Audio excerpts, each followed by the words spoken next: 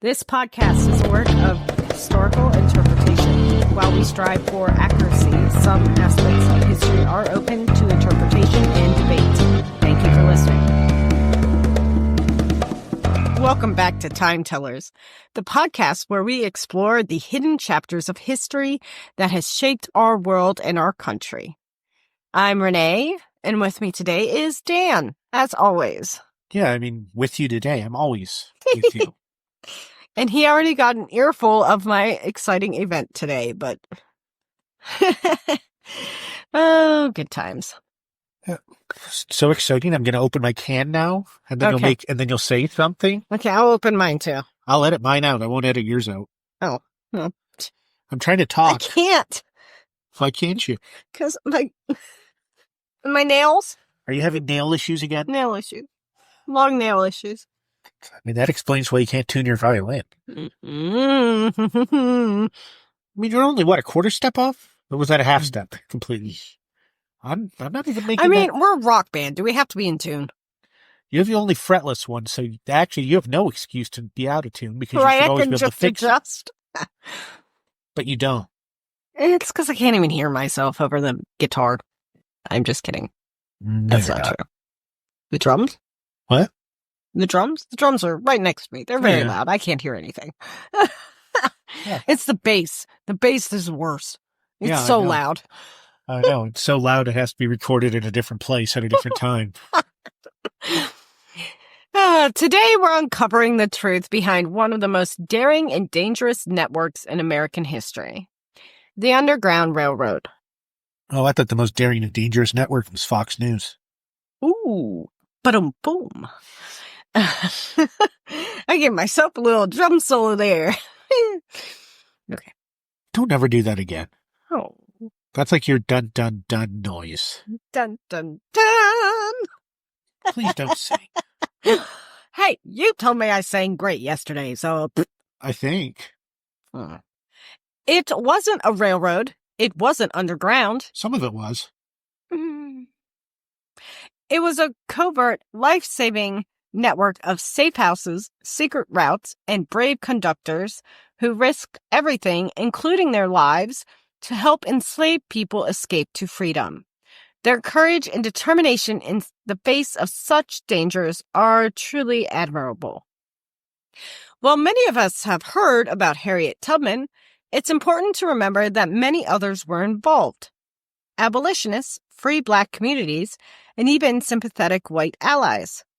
This shared history of standing against injustice unites us all. We'll also discuss politicians and judges, both those who supported slavery and those who fought against it, and look at places where history can still be felt beneath our feet today. Like Erie. Yes, although I don't specifically mention Erie, I figured we might just do a whole episode on just Erie and the Underground Railroad. Even if it's just a mini. I thought maybe we could do that. Okay, because I mean, there's that house right there. Right where? Right there in Lawrence Park. That's not there. Lawrence Park is that way. No, it's not. Yeah. It's that east. Way. East is that way. That is south. That way's the lake. Yes. That way's Lawrence Park. It's east. Lawrence Park is east of Erie. Oh, I almost live in Lawrence Park. It's next to Wesleyville. I know where it is. Know what I just realized? What? Right? Do I have glaze on my arm? Yes. I just went like this and I was like, wait a minute. Right. Okay. So let's begin our journey through America's secret path to freedom. Slavery had existed in North America since the 1600s, but tensions were rising by the early 19th century. Before that, the Founding Fathers built a nation on ideals of freedom, but failed to end slavery, leaving a deep division that took an entire civil war to resolve. Their inaction allowed slavery to grow, and their compromises delayed justice for millions. Let's talk about a few of those Founding Fathers. Oh boy, which ones? Abolitionists like Benjamin Franklin, John Adams, and Alexander Hamilton. Hamilton? Hamilton. What's his name again? Alexander Hamilton opposed slavery, with Franklin leading an abolitionist society and Adams refusing to enslave anyone. Moderates, like George Washington and James Madison, saw slavery as problematic, but took no immediate action, with Washington only freeing his enslaved people in his will. Defenders of slavery, like Thomas Jefferson and Patrick Henry, spoke against it philosophically, but continued to enslave hundreds, arguing that the economy and racial tensions made abolition unrealistic. Thomas Jefferson's just all sorts of messed up. Yeah, that's another episode we should probably tackle at some point. Meanwhile, Southern leaders like John Rutledge and Charles Pinckney fought to protect slavery in the Constitution, securing compromises like the Three-Fifths Compromise and the Fugitive Slave Clause, which would ensure its survival for decades, although those happened at vastly different times. So while some of the Founding Fathers laid the groundwork for abolition, maybe, others prioritized politics over morality, creating a legacy that shaped American history long after their time. They just kept kicking it down the road. Like, somebody else can deal with it later. Later generations can deal with it. So let's talk quickly about the Missouri Compromise of 1820. This tried to balance free and enslaved person states.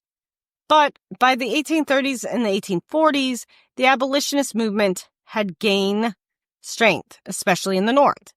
So the Missouri Compromise was a law that maintained the balance of power between free and enslaved states by admitting Missouri as a slave state, at the same time admitting Maine as a free state. This also banned slavery north of the 3630 latitude in the Louisiana Territory, which we talked about the Louisiana Territory during our episode on Lewis and Clark. Oh, boy. And that was gained by none other than Thomas Jefferson, who was a slave owner. Really? I didn't know that. Yes. I thought he was a great American. Yeah. This compromise, while it temporarily eased sectional tensions, also highlighted the growing divide over the issue of slavery, leading to future conflicts and the eventual repeal of the compromise by the Kansas-Nebraska Act of 1854. Was that in Kansas and Nebraska? I talk about the Kansas-Nebraska Act. Where did it go? What? I swear I talked about the Kansas-Nebraska Well, Act. I need to know what the Kansas-Nebraska Act is about, instead of it just being called the Kansas-Nebraska Act. What happened? It was there. It was there. Are you saying Kansas and Nebraska just disappeared? Yes, it disappeared. The Kansas-Nebraska Act, 1854, was a piece of legislation that helped lead us to the American Civil War. It was sponsored by Senator Stephen A. Douglas of Illinois. The act effectively repealed the Missouri Compromise of 1820, allowing the territories of Kansas and Nebraska to decide for themselves whether to allow slavery, a principle known as popular sovereignty. Popular sovereignty means that instead of Congress deciding whether slavery would be permitted in Kansas and Nebraska, the settlers in those territories would vote on the issue. By opening new territories to the possibility of slavery, the act intensified sectional tensions between the North and South. Many Northern opponents of the act included former Whigs and Free Soilers, formed the Republican Party in 1854, which was dedicated to the stopping of the spread of slavery. This act led to violent conflicts in Kansas between pro-slavery and anti-slavery settlers, a period known as Bleeding Kansas. Armed groups clashed, and figures like John Brown gained national attention for their radical anti-slavery efforts. This also weakened the Democratic Party and helped Abraham Lincoln rise in national politics. This also fueled the Dred Scott decision of 1857, in which the Supreme Court ruled that Congress had no authority to restrict slavery in the territories. That wasn't all the Dred Scott decision determined, though. What people most remember about the Dred Scott case was that the Supreme Court, led by Chief Justice Roger A. Taney, ruled that Black people, whether enslaved or not, were not U.S. citizens, and therefore had no right to sue in federal court. That's probably the most well-known part of that decision. But back to the Underground Railroad. While there were always escape attempts, the Underground Railroad took shape as an organized effort in the early 1800s. It was not a single route, but a network of hidden paths, rivers, and safe houses stretching from the southern plantations to freedom in the north, or Canada, or Mexico, and also the Caribbean. The resilience and determination of the enslaved people who undertook these journeys are awe-inspiring. Because escaping slavery was incredibly risky. Punishment for runaway slaves was brutal, and even those who made it to the North could be recaptured and returned under the Fugitive Slave Act, which was a law that required citizens to assist in the capture of runaway slaves, denied them trial by jury, and often led to the return to enslavement. This law made the journey to freedom even more perilous. So, as I mentioned earlier, we all know about Harriet Tubman, who is great and wonderful, but she was not alone. Many others played vital roles in the Underground Railroad, from station managers who provided shelter to activists who used their influence to fight for abolition. Abolition is the movement to end a system, practice, or institution, most commonly referring to the abolition of slavery in the 18th and 19th century. In the United States, abolitionists sought to end slavery through legal, political, and activist efforts. The Emancipation Proclamation in 1863, issued by President Abraham Lincoln during the Civil War, declared all enslaved people in the Confederate States to be free, and the 13th Amendment in 1865 formally abolished slavery. These were significant victories for the abolitionist movement and the Underground Railroad, providing legal backing for their efforts. So let's talk about a few other people. First being William Still, known as the father of the Underground Railroad. William Still was a free Black man in Philadelphia. He played a crucial role in the Underground Railroad. He kept detailed records of those who passed through, documenting their names, stories, and final destinations, many of which survive today as first-hand accounts. His book, titled The Underground Railroad and published in 1872, provides harrowing details of the escapes. One account talks of Henry, quote-unquote, Box Brown, an enslaved man who mailed himself to freedom in a wooden crate. Is that why he was nicknamed Bach? I think so, yes. I think so. Wow. I know, right?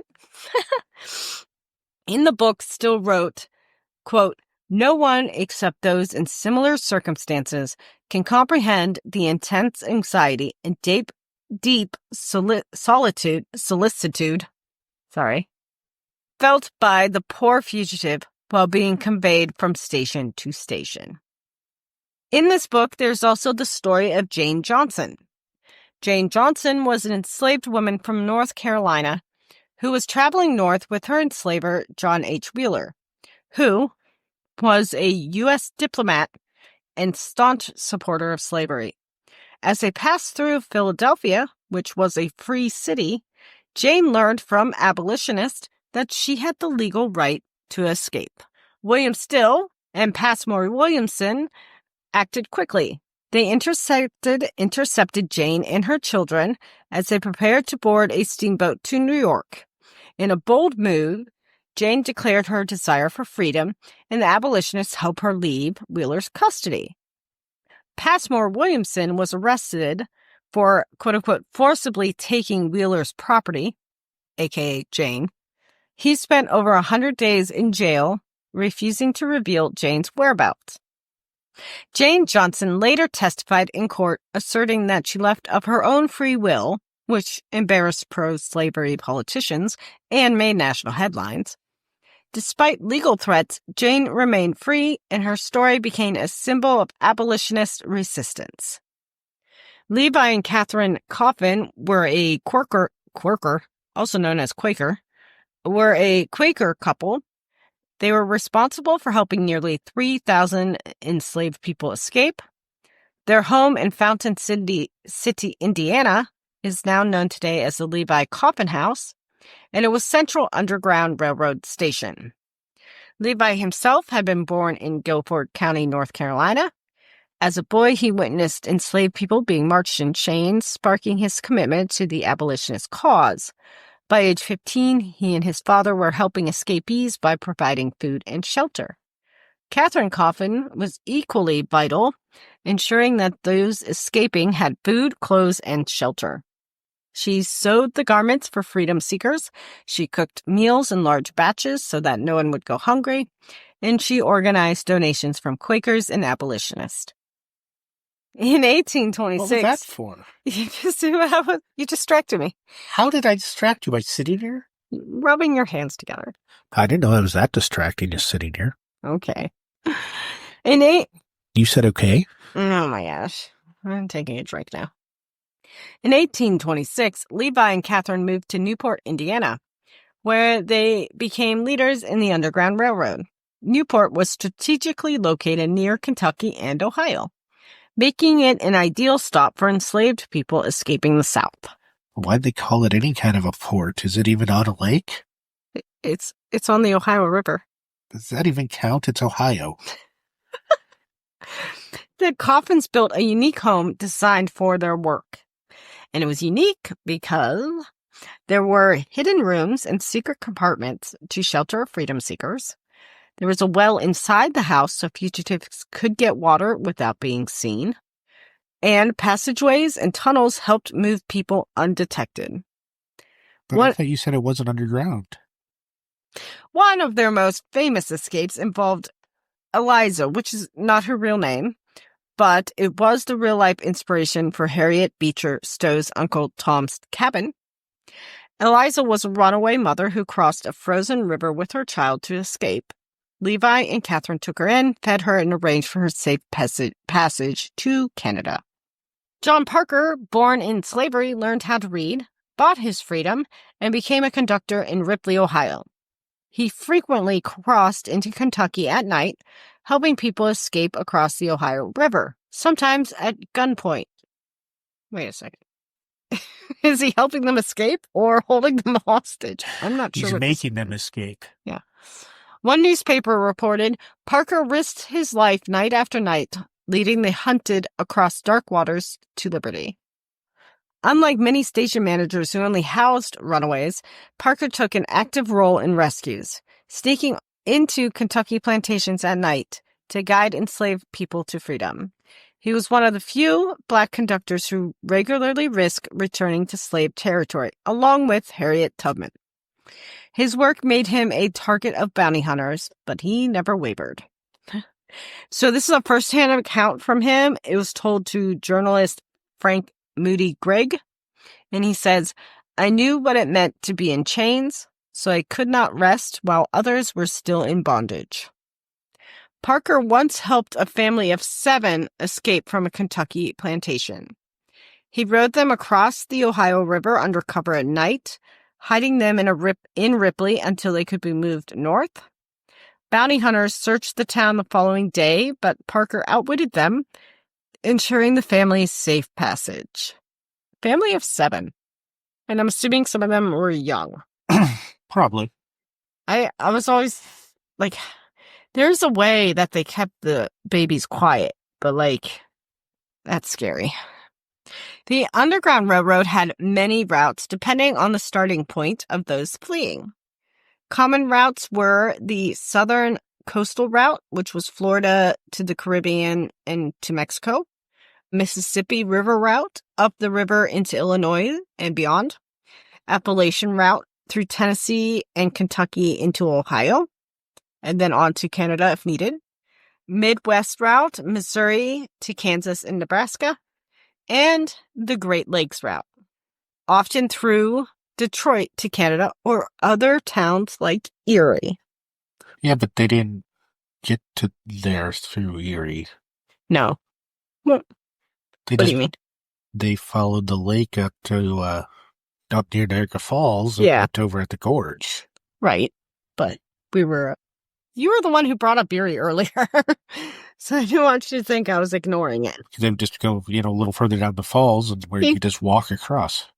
Yeah, just keep going east. So many abolitionist towns along those routes still exist today with historical landmarks. Detroit, Michigan. There's Detroit's Second Baptist Church, which was a final stop before crossing the Detroit River into Canada. And also, fugitive slaves often hid in warehouses and other churches, before making that journey.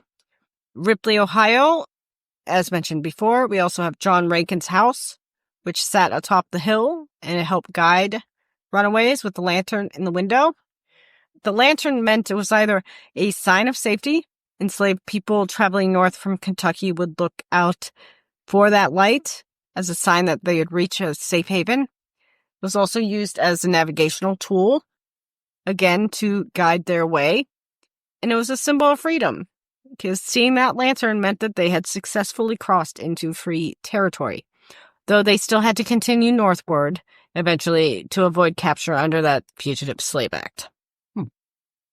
The Ohio River was one of the most treacherous parts of the journey, because that's where the bounty hunters would patrol.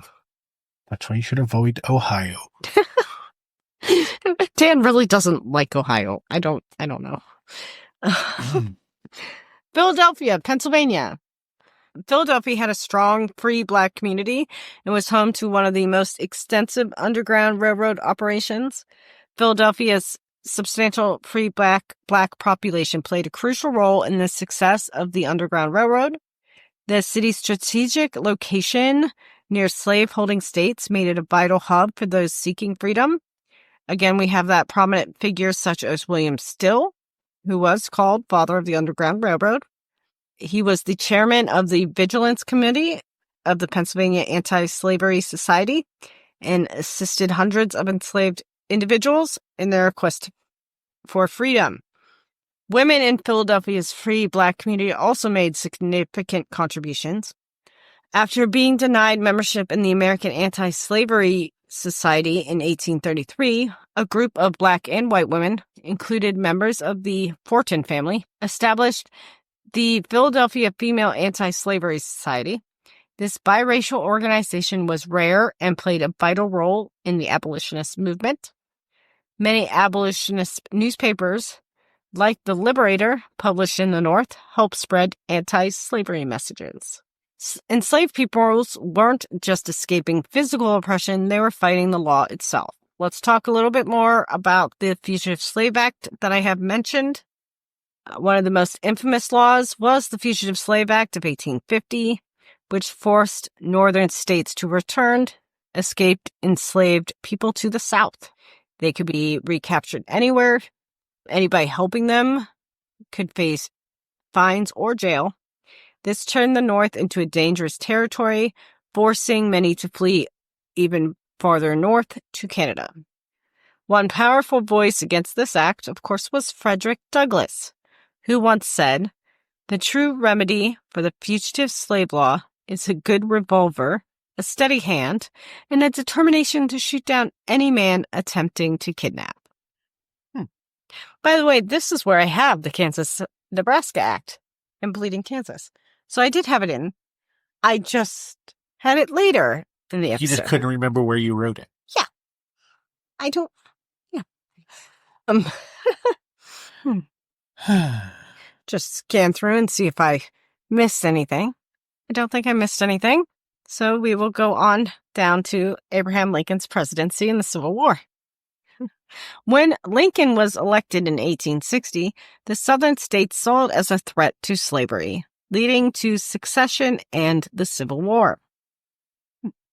Many formerly enslaved men joined the Union Army, forming regiments like the 54th Massachusetts Infantry. But I did want to look this up. When black men joined the U.S. Army, many in the famous U.S. colored troops, they were initially paid $10 a month, with $3 deduction for clothing, leaving it with only $7 a month. Guess how much the white soldiers received? $20. Ooh, not that high. Oh, I was figuring it was double. No. $13 monthly, but they did not get any clothing deduction. Wow. Black soldiers played a crucial role in the Union's victory, with nearly 180,000 of them serving. That's not very fair. Right? The impact of the Underground Railroad still echoes today. There's still many historical sites remaining, like the Levi Coffin House, the Harriet Tubman Museum, and the National Underground Railroad Freedom Center, which is in Cincinnati. They opened one up in Niagara Falls not that long ago, too, in like 2018 or 2019. Okay, yep. Mm-hmm. As I said, they opened a museum. That makes sense. Yeah. Absolutely. Modern movements draw inspiration from the Underground Railroad's legacy of resistance, secret networks, and organized activism to fight against oppression today. Anti-human trafficking groups like Operation Underground Railroad and Polaris Project use covert rescue operations and safe houses to help victims escape, much like abolitionists did for enslaved people. The Black Lives Matter movement employs protests, sanctuary spaces, and legal defense networks reminiscent of Underground Railroad strategy. Immigrant right organizations such as the New Sanctuary Movement offer protection to undocumented individuals, while Rainbow Railroad assists LGBTQ+ individuals fleeing persecution. Additionally, reproductive rights activists have drawn comparisons between modern abortion access networks and the Underground Railroad, both as both involved guiding people to safer locations. So, heading north? Across different social justice causes, the Underground Railroad spirit of defiance and collective action continues influencing modern movements for freedom and justice. The Underground Railroad was more than a path to freedom. It was a testament to human resilience, bravery, and the unbreakable desire for justice and freedom, and the ability to control your own destiny.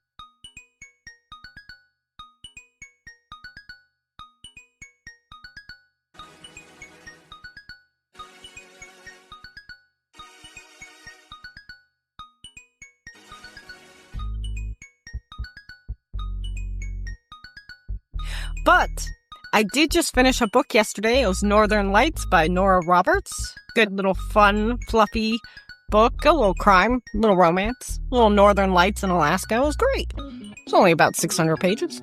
500 pages. Well, that's not The Art of War. No, I have not finished The Art of War. I am on chapter 2. I only have about 14 hours left of The Rise and Fall of the Third Reich. Isn't The Art of War only like 200 pages long? If that. And you're still not done? How many books are you reading at once? Yeah, hit the nail in the coffin. That's about 5. That's why you don't do that. I get distracted. I just started another one.